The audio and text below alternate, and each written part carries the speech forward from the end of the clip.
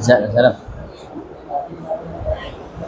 चलो, अब कुछ सवाल क्या बोल रहा है अपने को बेटा कि हमें रेट ऑफ रिएक्शन फाइंड करना है। इससे पहले हमने क्या कर लिया था? इससे पहले हमने इंट्रोडक्शन देख लिया केमिकल काइनेटिक्स का, फिर हमने देखा रेट ऑफ रिएक्शन, उसके फॉर्मुलेशन को समझा, डेराइव कैसे करते हैं वो समझा, फिर हमने rate of appearance and disappearance, और फिर फाइनली क्या कहता है रेट ऑफ चेंज, सबके फॉर्मुलेशन वगैरह देखे थे, अंडरस्टैंडिंग ली थी। आज का सेक्शन में क्या करने वाले हैं? हम लोग करने वाले हैं एग्जाम्पल्स की प्रैक्टिस करने वाले हैं। एग्जाम्पल नंबर 1 तुम्हारे पास है, तुम्हें रेट ऑफ रिएक्शन फाइंड करना है। क्या फाइंड करना है? रेट ऑफ रिएक्शन फाइंड करना है। अच्छा, किसके लिए रेट ऑफ रिएक्शन फाइंड करना है? पहला रिएक्शन के लिए। पहला रिएक्शन क्या है? Decomposition of hydrogen iodide. बताओ इसका डिकम्पोजिशन से बनेगा क्या? 2 सवाल है ना, उनमें से पहला सवाल है, बताओ हाइड्रोजन आयोडाइड का डिकम्पोजिशन होगा तो क्या बनेगा? हाइड्रोजन गैस और आयोडीन बनेगा, यानी HI जब डिकम्पोज होगा तो क्या बनेगा? H2 + I2। बैलेंस करना पड़ेगा, बिना बैलेंस के मत करना काम, ठीक है? तो इस रिएक्शन के लिए तुम्हें क्या करना है? रेट ऑफ रिएक्शन फाइंड करना है। कौन सा रेट ऑफ रिएक्शन? दोनों के दोनों, इंस्टेंटेनियस भी एंड एवरेज भी, दोनों के दोनों फाइंड करना है, ठीक है? दोनों में फ़र्क क्या है? यहाँ पे क्या इस्तेमाल होगा? D, स्मॉल चेंज के लिए होता है, और ये लार्ज चेंज के लिए होता है, ठीक है? डेल्टा यूज़ करेंगे यहाँ पे। तो बता रेट ऑफ रिएक्शन का एक्सप्रेशन क्या है वैसे? 1 stoichiometric coefficient of reactant multiply by -ΔR ΔT। R का मतलब यहाँ पे रिएक्टेंट का कंसंट्रेशन लेना है, और प्रोडक्ट के टर्म में क्या हो जाएगा? Stoichiometric coefficient of product multiply by ΔP ΔT। बस इसी फॉर्मूला का इस्तेमाल करो, तुम्हारे पास क्या आ जाएगा? Rate of reaction. फिलहाल तुमने यहाँ पे क्या लगाया? डेल्टा, तो क्या आएगा? एवरेज वाला आएगा। जब यहाँ पे D लगा दोगे, कुछ नहीं करना, सिर्फ D लगा देना, तो क्या आ जाएगा तुम्हारा? इंस्टेंटेनियस। तो बताओ जरा, हेल्प करो मेरी, बताओ rate of reaction is equal to 1 reactant कौन है तुम्हारा? HI है, उसका स्टोइकियोमेट्रिक कोएफिशिएंट क्या है? 2 है, तो 1/2, बोलो क्लियर है, इनटू डेल्टा R क्या है? HI ΔT, बोलो क्लियर है? ये है तुम्हारा ROR का एक्सप्रेशन, समझे?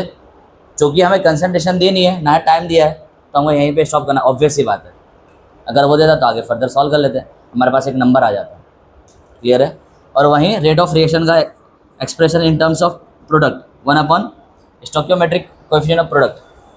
अच्छा, प्रोडक्ट तो सर 2 है, तो प्रोडक्ट नंबर 1 H2 के लिए ले लेते हैं, तो क्या होगा? 1 ही होगा, इनटू क्या आ जाएगा? डेल्टा P क्या है तुम्हारा? H2 divide by ΔT। बोलो क्लियर है? इतना समझ में आ गया? और ROR तुम्हारा क्या हो जाएगा? I2 is equal to 1/1 into delta I2 ΔT। बोलो डन। ये सिंपल सा तुम्हारा क्या हो गया? सॉल्यूशन हो गया इसका मार्कर, ये इंक खत्म हो रहा है, पॉज करो, कॉपी कर लो। ये जो तुमने रेट ऑफ रिएक्शन फाइंड किया, ये कौन सा वाला है? एवरेज वाला है। ध्यान रखते, यहाँ पे क्या लगा देंगे? एवरेज। ये चीज़ मत भूलना। और इंस्टेंटेनियस के लिए क्या करेंगे? कुछ अलग प्रोसेस है, same to same copy paste कर दोगे, बस क्या नहीं कॉपी करोगे? डेल्टा, उसके बाद लेकर लिख दोगे D, और कुछ ज़्यादा तामझाम करना नहीं है। बोलो समझ में आ गया? चलो अगला क्या है तुम्हारा सवाल? नेक्स्ट क्वेश्चन क्या है? Formation of dinitrogen pentoxide N2O5। देखो ये फॉर्मेशन लिखा है ना, हाँ, तो ये किससे बनता है बेटा? NO2 से बनता है और O2 से बनता है, ऑब्वियस सी बात है। NO2 के अंदर ऑक्सीजन डालोगे तो क्या हो जाएगा? N2O5 बन जाएगा, ठीक है सर? वो तो NO3 टाइप का कुछ बनेगा। भाई साहब ये 2 लेना पड़ेगा, कितना लेना पड़ेगा? 2 लेना पड़ेगा। तो क्या हो गया? ये N2 हो गया, और O कितना हो जाएगा? इसको कितना ले ले? हाफ ले ले, अरे भाई इसको हाफ ले ले, तो क्या बन जाएगा? N2O5। तो क्लियर है? ये रहा तुम्हारा N2O4 और ये 5वां O, तो N2O5 बन गया, ठीक है? तो तुम्हारे पास बन जाएगा N2O5। मल्टीप्लाई कर दूँ 2 से? अरे 2 से मल्टीप्लाई कर दूँ? अरे फ्रैक्शन में नहीं रखना होता है ना, 2 से मल्टीप्लाई कर दूँ तो क्या हो जाएगा? 4NO2 + O2 will give 2N2O5। बोला रही बात समझ में? ये रहा तुम्हारा रिएक्शन। वो चाहता तो चुपचाप रिएक्शन दे देता, लेकिन उसने तुमसे रिएक्शन बनवाया। क्लियर है ये चीज़। अब बस कुछ नहीं, जो प्रोसेस यहाँ किया था वहीं कर दो। तुमको रेट ऑफ रिएक्शन लिखना है ना, तो बताओ rate of reaction for reactant. यहाँ पे रिएक्टेंट कौन है, 2 है ना। पहला रिएक्टेंट ले लेते हैं NO2, तो उसका क्या हो जाएगा 1/, स्टोइकियोमेट्रिक कोएफिशिएंट कितना है 1/4 multiply by minus delta R. R क्या है भाई, NO2 है, डिवाइड बाई डेल्टा टी। क्या हुआ? हाँ, हम यहाँ पे क्या निकाल रहे हैं, एवरेज निकाल रहे हैं। क्या निकाल रहे हैं, एवरेज रेट ऑफ रिएक्शन निकाल रहे हैं। वहीं इंस्टेंटेनियस के लिए क्या हो जाएगा, इंस्टेंटेनियस रेट ऑफ रिएक्शन के लिए क्या हो जाएगा, NO2 के 1/4 multiply by minus D NO2 upon dt। बोलो क्लियर है? ये तुम्हारा किससे हो गया, NO2 के लिए हो गया। उसी तरह से क्या करोगे, O2 के लिए कर दोगे। उसी तरह से किसके लिए कर दोगे, N2O5 के लिए कर दोगे। बोलो क्लियर है इतना? डन, कर लो, कॉपी कर लो। एग्जाम्पल नंबर 1 हो गया, एग्जाम्पल नंबर 2 पढ़ते हैं। बताओ हमें क्या फाइंड करना है, हमें रिएक्शन दी हुई है ना, N2 + 3H2, उससे क्या बन रहा है 2NH3, फॉर्मेशन ऑफ अमोनिया दिया हुआ है, ठीक है। और हमने क्या पूछ रहा है, इंस्टेंटेनियस, सवाल नंबर 1 इंस्टेंटेनियस ROR लिखना है। और सवाल नंबर 2 क्या पूछ रहा है, हमें ROR निकालना है इफ़ रेट ऑफ डिसअपियरेंस दे दिया है। क्या दे दिया है, रेट ऑफ डिसअपियरेंस दे दिया है, तो हमें ROR निकालना है। सर डिसअपियर किसका दिया हुआ है, किसका रेट ऑफ डिसअपियरेंस दिया है, ऑफ N2, और वो कितना दिया हुआ है, = x/3 मोल पर लीटर पर सेकेंड। ये यूनिट कहाँ से है पता चला ना, ठीक है। तो ये तो पहला वाला सवाल तो चलो अभी क्या है, वो तो कर ही लोगे, कर लोगे ना वो तो। सवाल नंबर 2 पे आते हैं सीधा, नंबर 2 पे आते हैं सीधा। क्या लगता है क्या सॉल्व करोगे इसको, रेट ऑफ डिसअपियरेंस दे दिया है, ROR पूछ रहा है तुमसे, क्या दोनों का रिलेशन है क्या कुछ, क्या कोई फॉर्मूला है ऐसा जो दोनों को इक्वेट करता हो? बिल्कुल है, बिल्कुल है, कल ही तो सीखा था कि रेट ऑफ रिएक्शन क्या होता है, = 1/1 stoichiometric reactant multiply by rate of disappearance. Normally क्या होता था, minus delta are upon delta T. ये चीज़ क्या होती थी, रेट ऑफ चेंज, और ये चीज़ क्या होती थी, रेट ऑफ डिसअपियरेंस। याद आया? माइनस को हटा दोगे, सिर्फ ये ले लोगे तो क्या हो जाएगा, चेंज। क्यों? क्योंकि ये वैल्यू पॉजिटिव नेगेटिव दोनों हो सकती है, तो चेंज पॉजिटिव नेगेटिव दोनों हो सकता है, तो ये रेट ऑफ चेंज है। बट ये करोगे तो डिसअपियरेंस आ जाएगा, ठीक है। तो इसीलिए इस पूरे बड़े सर्कल की जगह हम लोग क्या लिख सकते हैं, rate of disappearance, rate of disappearance of reactant. Obvious ही बात है, रिएक्टेंट डिसअपियर होगा। और इसकी वैल्यू तुमको दे दी है, रिएक्टेंट फिलहाल यहाँ पे कौन लिया है, इसके लिए लिया गया N2 ना, N2। तो rate of reaction = 1/, stoichiometric coefficient of reactant, वो कितना है, वो तो 1 ही है sir, multiply by rate of disappearance of reactant. Reactant यहाँ पे कौन सा लिया हुआ है, N2, तो N2 के लिए वैल्यू कितनी है, x/3। यहाँ पे क्या रख देंगे बेटा, x/3 रख देंगे, तो आंसर कितना आ जाएगा, x/3 ही रह जाएगा। बोलो क्लियर है? क्यों ऐसा हो गया, बिकॉज स्टोइकियोमेट्री कितने था उसका, 1 था, कुछ और होता तो अलग आंसर आता। जैसे मान लो हाइड्रोजन के लिए देता था, हाइड्रोजन के लिए ये भी कर लेता। चलो मान लो if rate of reaction if rate of disappearance of H2 = कितना ले लो बताओ, कुछ एक रैंडम सा नंबर ले लो, नंबर ले लो या जनरल टर्म कोई ले लो, क्या ले लो बताओ जल्दी से। ए ले लेते हैं, A मोल पर लीटर पर सेकेंड। तो बस हमें ROR फाइंड करना है, तो ROR = 1/, स्टोइकियोमेट्रिक कोएफिशिएंट ऑफ किसका लेंगे, H2 का लेंगे, multiply by rate of disappearance of H2। Stoichiometric coefficient H2 का कितना है सर, 3 है, तो 1/, कितना आ जाएगा 3 multiply by rate of disappearance of hydrogen कितना है, A है, तो A मोल पर लीटर पर सेकेंड, तो कितना आ जाएगा A/3 मोल पर लीटर पर सेकेंड। बोला रही बात समझ में, इतना सिंपल है। ये अलग क्वेश्चन को ऐड कर लेना, ठीक है, कॉपी कर लो, ये खुद से कर लेना है। ये हो गया, ये भी हो गया।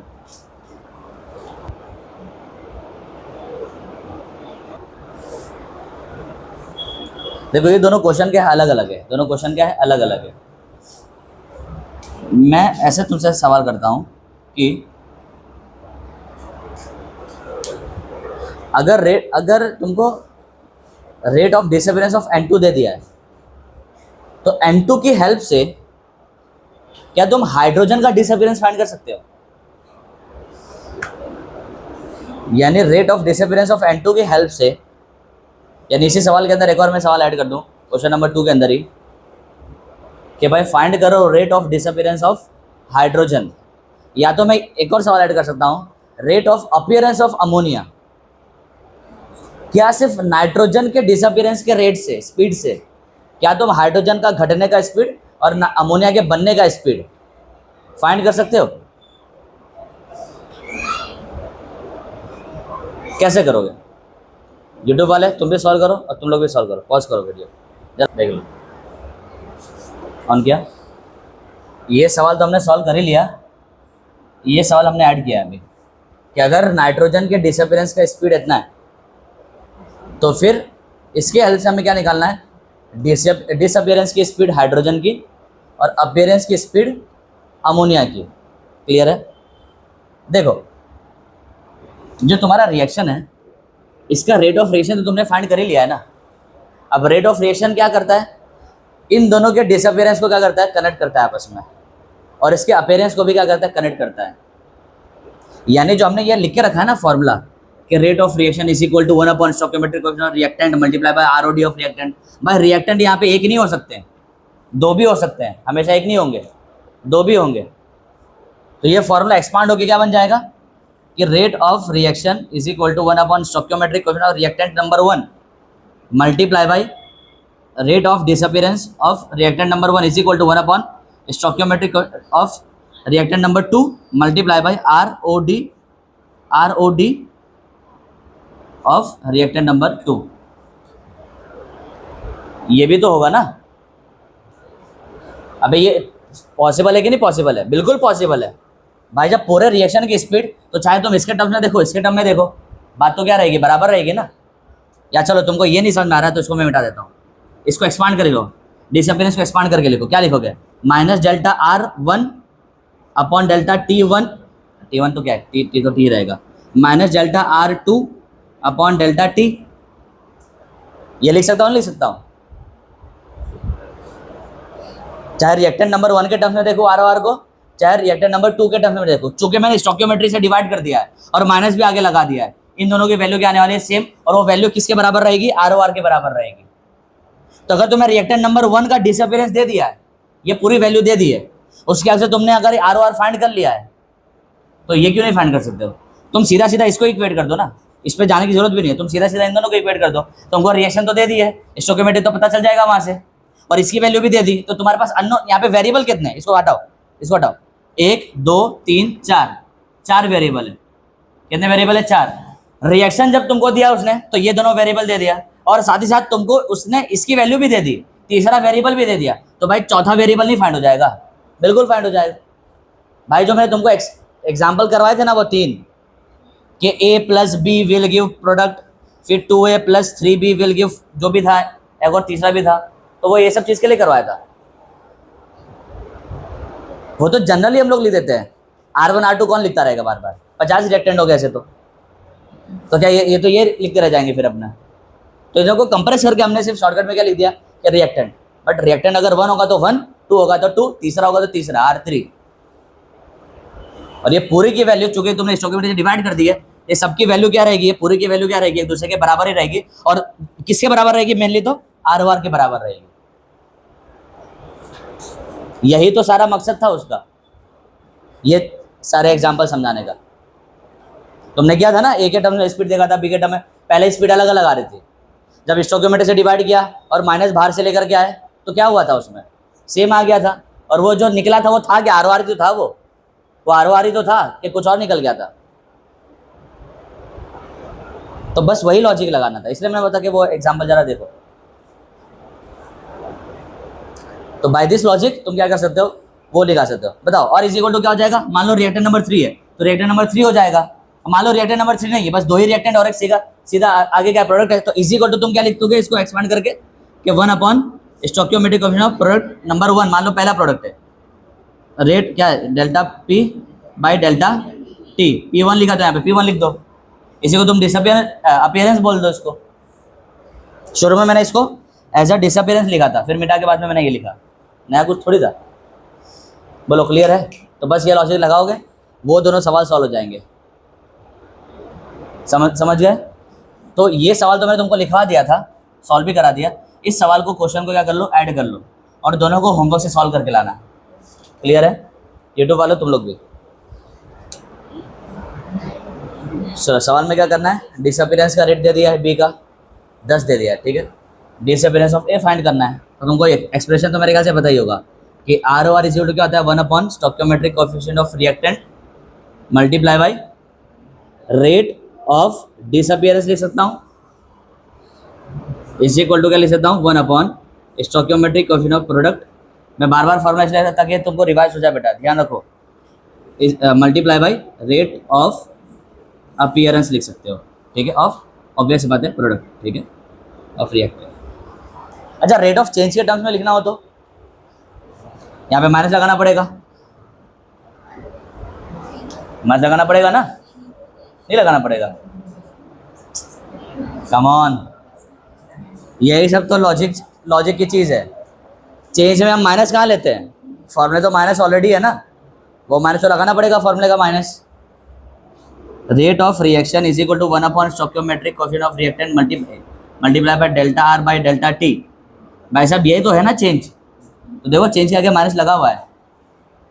अरे वो तो आर ओ आर से रिलेट कर रहे हैं इसलिए माइनस लगा है, रेट ऑफ चेंज के खुद के फॉर्मूले में माइनस नहीं है, इसलिए तो माइनस नहीं लिया हमने, समझ? तो R O R is equal to 1 stoichiometric coefficient of reactant multiply by minus rate of change of reactant is equal to 1 stoichiometric coefficient of product multiply by rate of change of. भाई यहाँ पे minus लगेगा क्या? Product में कब से minus लगना है, वो तो पॉजिटिव ही होता है हमेशा। क्लियर है? चलो देखते हैं क्या करना है। बताओ, rate of disappearance of B दे दिया है, बी क्या रिएक्टेंट है? बताओ, ए नहीं फाइंड हो जाएगा? कैसे फाइंड करोगे, कैसे करोगे find? 1 stoichiometric coefficient of A into rate of disappearance of A is equal to 1 stoichiometric coefficient of B. Because यहाँ पे दो रिएक्टेंट है ना, तो ये आर को R1 और R2 के फॉर्म में लिख सकते हैं, ठीक है, into rate of disappearance of B. और R O D of B दिया हुआ है, स्टोइकियोमेट्रिक कोएफिशिएंट ऑफ बी और ए कहाँ से फाइंड होगा? वो तो सर यहाँ से फाइंड हो जाएगा। तो हमारे पास जो ये अननोन है, ये क्या हो जाएगा? फाइंड हो जाएगा। तो क्या होगा? 1/2 into R O D of A is equal to 1/3। Help करो भाई जल्दी जल्दी, ये कितना है? 10 मोलर पर सेकेंड, ये उधर चले जाएगा। तो R of D of A find हो जाएगा कितना? 2/3 मल्टीप्लाई बाई 10 मोलर पर सेकेंड। इसका जो भी आंसर आएगा मोलर पर सेकेंड, 6 कितना? हाँ 6.66 आएगा, 6.67 एक्चुअली में। बोलो क्लियर है? ये हो गया तुम्हारा क्या, सवाल नंबर 1 हो गया। सवाल number 2, rate of reaction find करना है। अरे यही तो रेट ऑफ रिएक्शन है, यही तो रेट ऑफ रिएक्शन है, कोई भी एक ले लो रेट ऑफ रिएक्शन। कहीं से नहीं, रेट ऑफ रिएक्शन में तो स्टोइकियोमेट्री भी लेते हैं ना बेटा, तो ये पूरा क्या है? रेट ऑफ रिएक्शन ही है। तो rate of reaction is equal to 1 stoichiometric coefficient of, क्या ले रहे हो? ये वाला ए से फाइंड कर रहे हो कि बी से फाइंड कर रहे हो? ए से फाइंड कर लो, क्योंकि R O D of A तो आ ही चुका है ना, multiply by R O D of A is equal to 1 stoichiometric coefficient कितना है भाई? कितना जल्दी बोलो? ए का 2 multiply by R O D of A कितना है? 6.67 मोलर पर सेकेंड। बस देख लो कितना आ रहा है आंसर, ना 3.34 मोलर पर सेकेंड। बोलो क्लियर है इतना? आगे बात समझ में? ये चीज़ है। अगर मैं यहाँ से फाइंड करता तो तब भी वही आता, करके देख लो। और rate of reaction is equal to 1 stoichiometric coefficient of reactant number 2 that is B multiply by R O D of B is equal to 1 बताओ कितना है? 3 है। और R O D of B कितना है? तो दिया हुआ है 10 मोलर पर सेकेंड। आंसर कितना है? 3.34 मोलर पर सेकेंड। बात आ रही है समझ में, ये चीज़ है। और तीसरा कैसे फाइंड करेंगे, नंबर 3 यहाँ कर लेते हैं। नंबर 3 कैसे फाइंड करेंगे, ये तो जनरल फार्मूला था, बस प्रैक्टिस करवा दिया। नंबर 3 वो यहाँ से ले लेंगे अपने। आर तो तुमने फाइंड कर ही लिया है। आर कितना है 3.34 मोलर पर second is equal to 1 stoichiometric coefficient of A है ना, रिएक्टेंट है, ये वाला नहीं लगाएंगे, ये यहाँ से लेंगे, ठीक है। तो ए के लिए कितना है 2 है, multiply by minus ROCR, clear है। 2 को इधर ले लो, माइनस को भी इधर ले लो, 2 को इधर ले लो, माइनस को भी इधर ले लो, तो कितना आंसर आ जाएगा 6.67 मोलर पर सेकेंड माइनस में is equal to rate of change of reactant. और देखो रेट ऑफ चेंज क्या आना चाहिए, माइनस प्लस में आ सकता है, और देखो माइनस में आ रहा है। क्यों आ रहा है माइनस में, बिकॉज चेंज और रिएक्टेंट का तो माइनस में ही होता है ना, इसलिए वो माइनस आ रहा है। सारे एंगल से देखो, सोचो क्यों माइनस आया क्यों प्लस आया, सारे एंगल से सोचो, कर लो, कॉपी कर लो।